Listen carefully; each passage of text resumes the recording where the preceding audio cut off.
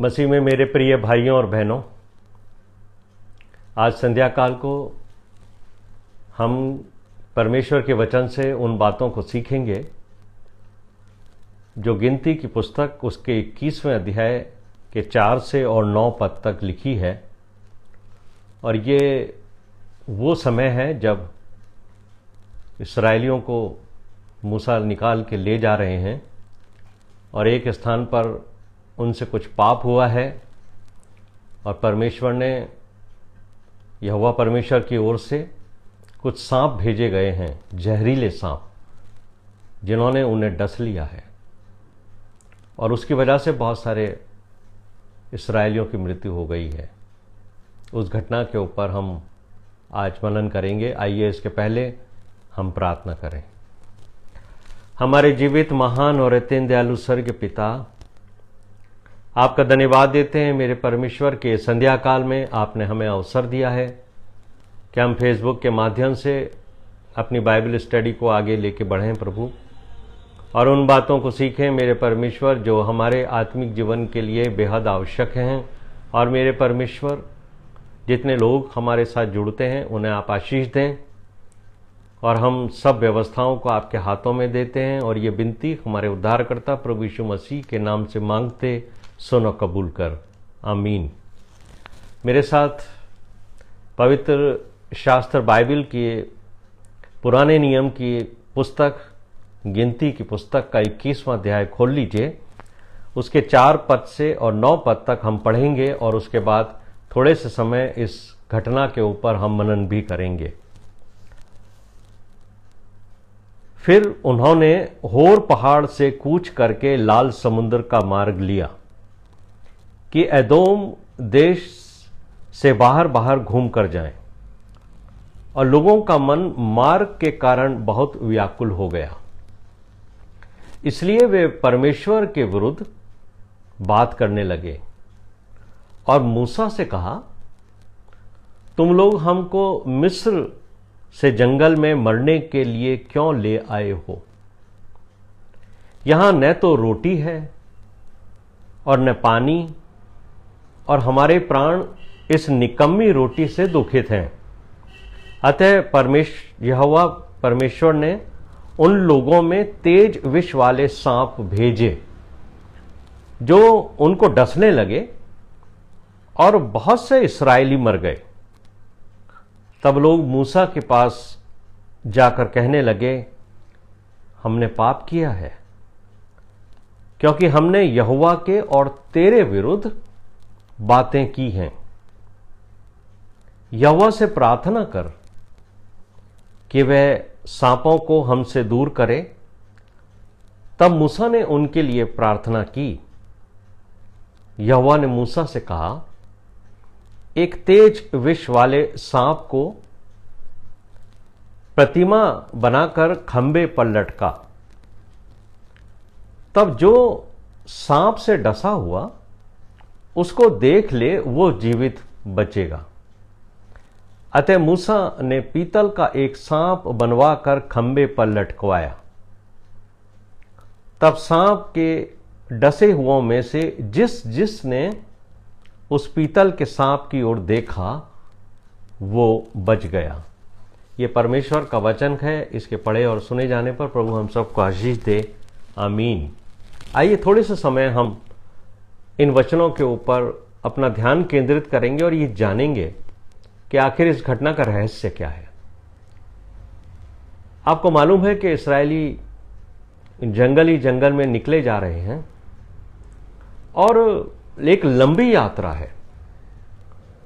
और इस लंबी यात्रा में चलते चलते वो होर पहाड़ के पास आ गए और होर पहाड़ से कूच करके अब वो लाल समुद्र की ओर निकल गए हैं।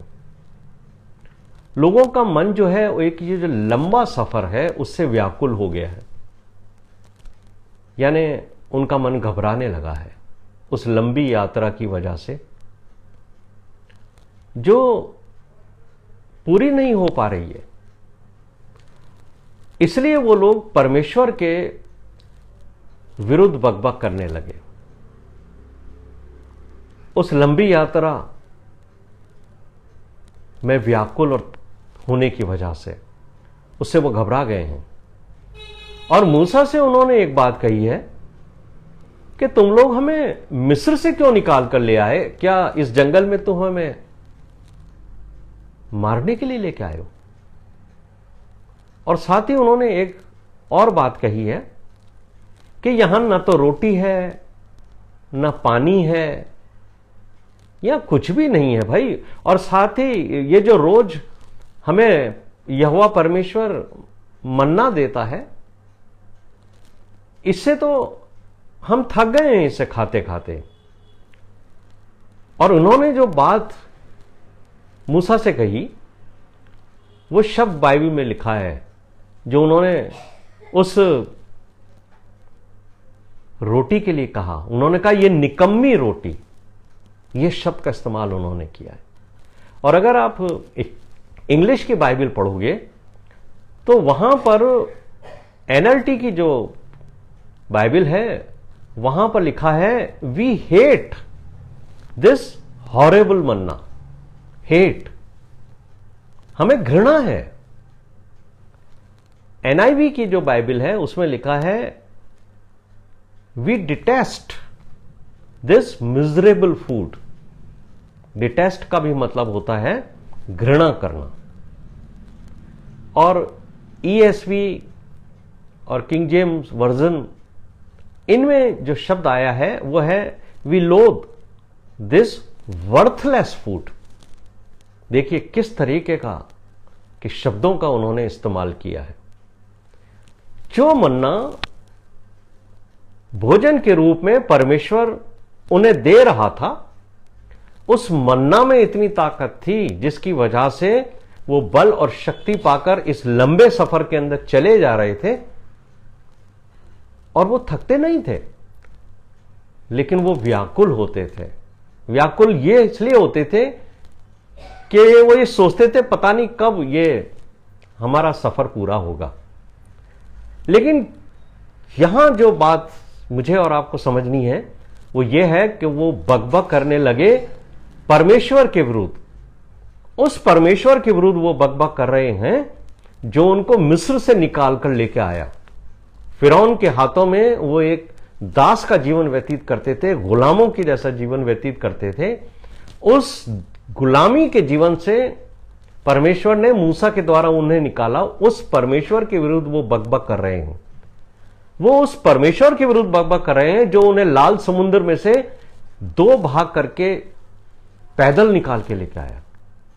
वो उस परमेश्वर के विरुद्ध बकबक कर रहे हैं जिसने चट्टान में से उनके लिए पानी निकालकर उन्हें और उनके पशुओं को पिलाया। वो उस परमेश्वर के विरुद्ध बकबक कर रहे हैं जो उनको रोज जब वो चलते हैं तब रात में उनके आगे उजाला करता है खंबे के रूप में, और रात में उजाला और दिन में उनको बादल की छांव देता है। उस परमेश्वर के विरुद्ध वो बकबक कर रहे हैं। वो उस परमेश्वर के विरुद्ध बकबक कर रहे हैं जो उन्हें रोज रोटी खाने को देता है, जबकि वो उसके लिए कुछ भी मेहनत नहीं करते।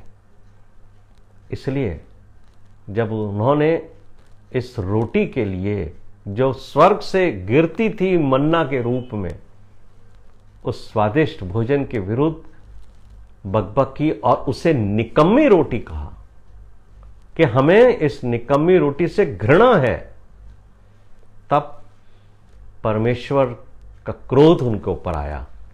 और बाइबल मुझे और आपको बताती है कि जब परमेश्वर ने क्रोध के रूप में सांप भेजे, विषैले सांप, वो उन्हें काटने लगे। और जब विषैले सांपों ने उन्हें काटना शुरू किया तब उनमें से बहुत सारे इस्राएली मर गए। और जब बहुत सारे इस्राएली मरे तब लोग मूसा के पास आए और मूसा से वो कहने लगे कि हमने पाप किया है। जब सांपों ने उन्हें काटा और उनके बहुत सारे लोग मरने लगे तब उन्हें इस बात की रियलाइजेशन हुआ, उन्हें महसूस हुआ कि हमसे गलती हुई है। तब वो मूसा के पास आके कहने लगे हमने पाप किया है। अरे वो इस बात को कबूल कर रहे हैं कि हमने यहोवा और तेरे विरुद्ध बातें की हैं, हमने बकबक की है। अब वो एक बात और मूसा से कहते हैं कि यहोवा से प्रार्थना कर कि वो हमें हमारे से इन सांपों को दूर कर दे। वो ये भी जानते हैं कि हमने पाप किया है, उसकी वजह से सांप आए हैं, और वो ये भी जानते हैं कि अगर हम प्रार्थना करेंगे तो अब हमारी प्रार्थना परमेश्वर नहीं सुनेगा, वो अपने दास की प्रार्थना सुनेगा। इसलिए वो मूसा के पास आकर इकट्ठा हुए। और बाइबल मुझे और आपको बताती है कि मूसा ने उनके लिए प्रार्थना की। कितनी भी बार वो मूसा के विरुद्ध कड़कुड़ाते थे, उसके विरुद्ध खड़े होते थे, उसकी लीडरशिप को चैलेंज करते थे, लेकिन हर बार मूसा उनके लिए प्रार्थना करता था और परमेश्वर से उनके लिए दया मांगता था। इस बार भी उसने परमेश्वर से प्रार्थना की, तब परमेश्वर ने उसको एक बात कही। यहोवा परमेश्वर ने उससे कहा कि एक खंबे के ऊपर ये जो विषैला सांप है इसकी प्रतिमा बनाकर लटका देना, ताकि जो जो लोग जिन्हें सांप ने डसा है, अगर वो उस प्रतिमा को देखेंगे तो वो बच जाएंगे।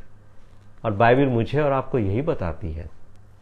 इसलिए मूसा ने पीतल का एक सांप बनवाया और उसे खंबे पर खड़ा किया, उसको लटका दिया खंबे पर। तब सांप से डसे हुए जितनों ने उस पीतल के सांप को की ओर देखा वो जीवित बच गए। अब यहां पर दो सवाल मेरे और आपके सामने हैं। पहला सवाल यह है कि परमेश्वर उन इस्राएलियों को क्या दिखाना चाहता था? क्या सिर्फ सांप दिखाना चाहता था? या दूसरा सवाल यह है, उन इस्राएलियों ने क्या देखा, क्या किया उसको देखने के बाद जिसकी वजह से वो बच गए? दो बातें हैं। पहली बात का उत्तर यह है कि इस्राएलियों को परमेश्वर ने उस खंबे पर सांप की प्रतिमा लटकी दिखाई, जो उनके पाप का परिणाम थी, जिसको हम अंग्रेजी में कहते हैं कॉन्सिक्वेंसेस ऑफ देयर सिन। उनके पाप का परिणाम दिखाया परमेश्वर ने उनको कि जो तुमने पाप किया है उसकी वजह से ये सांप तुम्हारे बीच में आए हैं। और जब उन्होंने उस खंबे पे लटके हुए विषैले सांप की प्रतिमा को देखा कि ये हमारे पाप का परिणाम है, तब जिस जिस व्यक्ति को सांप ने डसा था उसे अपने पाप स्मरण आए। सांप की प्रतिमा को देखकर उनको मालूम हो गया कि हम पापी हैं, और जिन जिन को अपने पाप स्मरण आए उन्होंने पापों से पश्चाताप किया, और जिन जिन लोगों ने पश्चाताप किया परमेश्वर ने उनके जीवन को बचने का एक अवसर दिया। खाली अगर वो उसको एडमायर ही करते रहते, देखते रहते, निहारते रहते, उनके जीवन में कुछ नहीं होता। लेकिन उनका जीवन कब बचा? जब उन्होंने उस सांप की प्रतिमा को खंबे पर देखा। यहां मैं एक बात आपको और बताना चाहता हूं कि परमेश्वर का वचन हम ध्यान से पढ़ेंगे तो हमें मालूम होगा कि परमेश्वर ने उसे एक खंबा, पोल जिसको अंग्रेजी में कहते हैं, उस पर सांप की प्रतिमा को लटकाने का आदेश दिया था। और मूसा ने भी पोल को, जो सिर्फ एक ही लंबा पाइप होता है, उसके ऊपर उसने लटकाया। लेकिन अगर आप इंटरनेट के ऊपर इस वर्ष की पिक्चर्स को देखेंगे, निकालेंगे इस पिक्चर्स को, तो आपको मालूम होगा कि बहुत सारी पिक्चर्स इंटरनेट पर ऐसी हैं जिसमें क्रॉस बनाया है और क्रॉस के ऊपर जो है वो सांप को लटकाया हुआ दिखाया गया है। ये बिल्कुल परमेश्वर के वचन की विपरीत पिक्चर है। परमेश्वर ने उसको ये नहीं कहा था मूसा को कि क्रूस बनाना और क्रूस के ऊपर तो सांप को लटकाना। आप बाइबल को ध्यान से पढ़ेंगे तब आपको मालूम होगा कि परमेश्वर ने उसको यह आदेश दिया था कि एक पोल बनाना, खंबा बनाना, और खंबा वो सिर्फ एक पाइप का होता है। इंटरनेट के ऊपर बहुत सारे ऐसे पिक्चर्स हैं, ऐसे बहुत सारे सरमन्स आते हैं, बहुत सारे ऐसे वक्तव्य आते हैं जो परमेश्वर के वचन के बिल्कुल विपरीत होते हैं। और हमारे बहुत सारे लोग उन फोटोग्राफ्स को देखकर यह सोचने लगते हैं कि क्रूस के ऊपर जो है वो सांप लटका हुआ है, जबकि ऐसा नहीं है मेरे प्रिय भाइयों और बहनों। क्रूस के ऊपर आपका और मेरा उद्धारकर्ता प्रभु यीशु मसीह लटका है। सांप को पोल के ऊपर लटकाया गया है। उन्होंने क्या देखा? उन्होंने एक खंबे पर पीतल के विषैले सांप की प्रतिमा देखी, और जिसने उस प्रतिमा को देखा उसको स्मरण आया कि ये मेरे पापों का परिणाम है और मैं पापी हूं, और जिसने अपने पापों को स्मरण करके स्वीकार किया और पश्चाताप किया, उनका जीवन बच गया। यही बात हम देखेंगे कि अगर आप क्रूस को, जिसके ऊपर हमारा प्रभु यीशु मसीह लटका हुआ है, अगर आप सिर्फ उसको एडमायर करते रहेंगे, आप सिर्फ उसको देखते रहेंगे, उससे आपके जीवन में कुछ परिवर्तन नहीं होगा। वो आपको एक सिर्फ निशान सा लगेगा। लेकिन पौलुस मुझे और आपको क्या कहते हैं? रोमियो का 3 अध्याय उसके 23वें पद में पौलुस कहते हैं सबने पाप किया और सब परमेश्वर की महिमा से रहित हैं। हम वो इंसान हैं जो चाहे दुनिया में किसी को भी देखें, चाहे हम क्रूस पे लटके हुए हमारे प्रभु यीशु मसीह को भी देखें, हम में से बहुत सारे लोगों को अपने न तो पाप स्मरण होते हैं और न ही हमारे मन में पाप का पश्चाताप होता है, और न ही हमें उस क्रूस में हमारे पापों का परिणाम दिखता है। लेकिन जब हम यीशु मसीह को उस सलीब के ऊपर लटका हुआ देखते हैं और जब हम उस पर गौर करते हैं, तो मेरे प्रिय भाई और बहनों, मुझे और आपको अपने पापों का परिणाम दिखाई देता है। तब हमें मालूम होता है कि पापी हम हैं और हमारे पापों का परिणाम हमारे प्रभु यीशु मसीह को उठाना पड़ा है, जो निष्पाप ठहरा था, जिसने कोई पाप नहीं किया, लेकिन परमेश्वर ने हमारे वजह से उसको पाप ठहरा दिया। पापी नहीं ठहराया, उसको पाप ठहराया। और यही बात मुझे और आपको समझनी है कि प्रभु यीशु मसीह के क्रूस को देखकर मुझे और आपको यह स्मरण होना चाहिए कि यह हमारे पापों का परिणाम है। अरे पाप हमने किए हैं, सजा हमें मिलनी चाहिए, लेकिन हमारे पापों की सजा इस प्रभु के पुत्र प्रभु यीशु मसीह ने अपने बलिदान को देकर, क्रूस पर देकर मुझे और आपको क्षमा दिलवाई है। इस प्रभु ने जो मुझे अपने प्राणों से ज्यादा प्रेम करता है, क्यों दी उसने अपने प्राणों का बलिदान? क्योंकि वो नहीं चाहता कि मैं और आप नाश हो जाएं। हमने पाप किए हैं, हमें सजा मिलनी चाहिए, लेकिन उसने हमारे पापों की सजा स्वयं उठा ली और हमें उन पापों का परिणाम भुगतने से रोक दिया।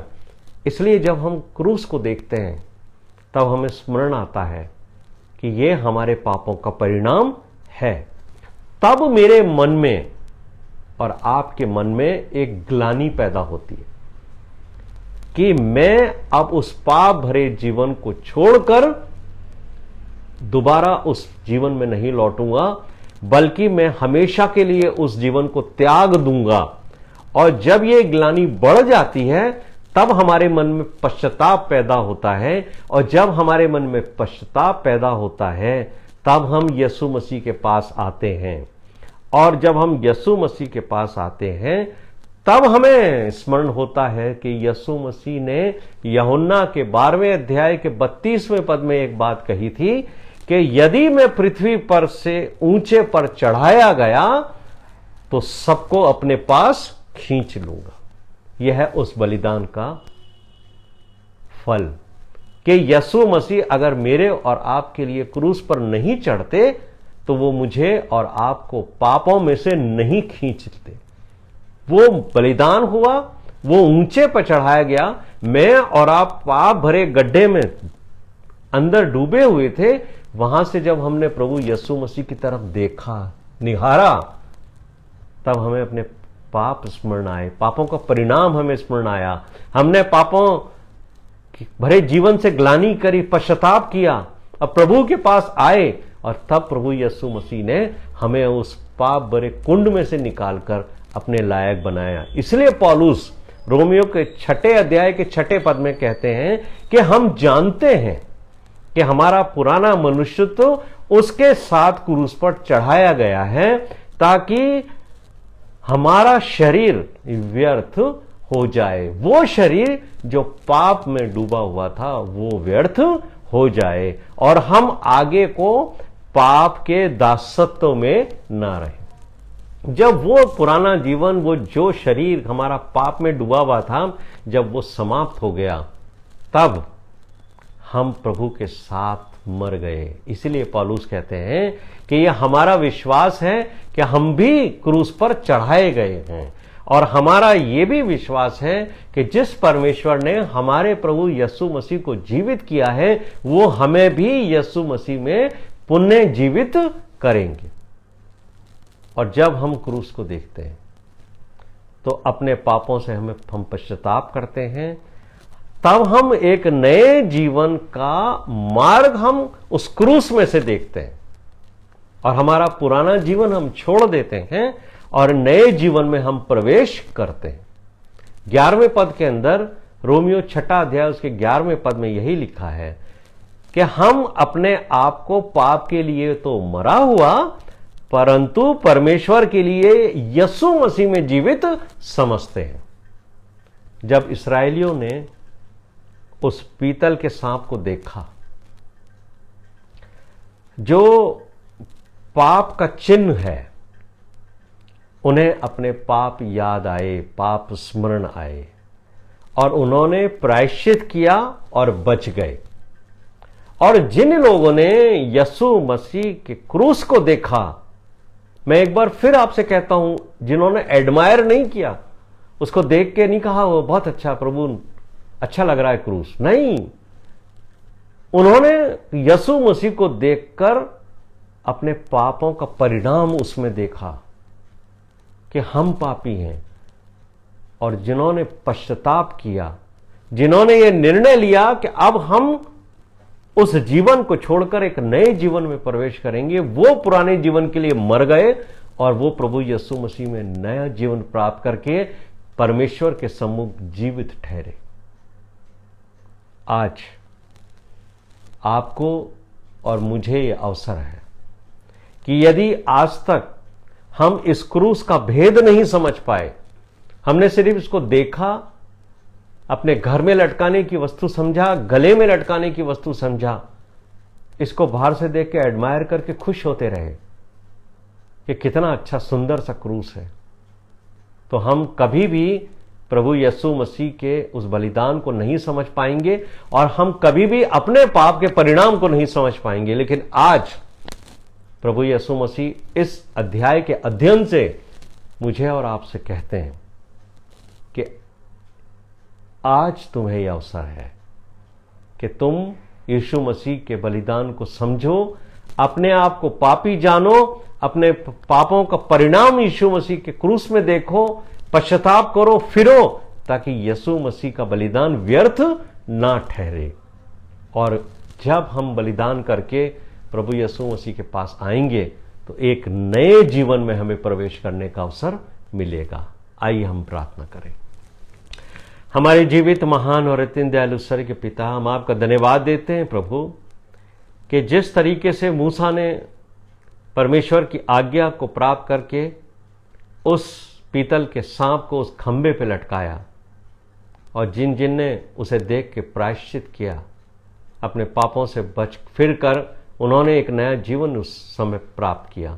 वैसे ही हम जो इस समय संसार में हैं, जो पापी हैं प्रभु जी, जिन्होंने अभी तक अपने पापों को स्वीकार नहीं किया है, उन्हें आज आपने मौका दिया कि हम उस क्रूस का भेद समझ सकें कि प्रभु यीशु मसीह हमारे पापों का परिणाम है जो क्रूस पर लटका हुआ है। और जब हमने आज इसको महसूस किया है, तो आज हम अपने पापों को स्वीकार करके, अपने पापों से प्रायश्चित करके उस जीवन को छोड़कर प्रभु यीशु मसीह में एक नया जीवन प्राप्त करते और हमेशा के जीवन के वारिस हो जाते हैं। इस विनती को हमारे उद्धारकर्ता प्रभु यीशु मसीह के नाम से मांगते, सुनो, कबूल कर। आमीन, आमीन।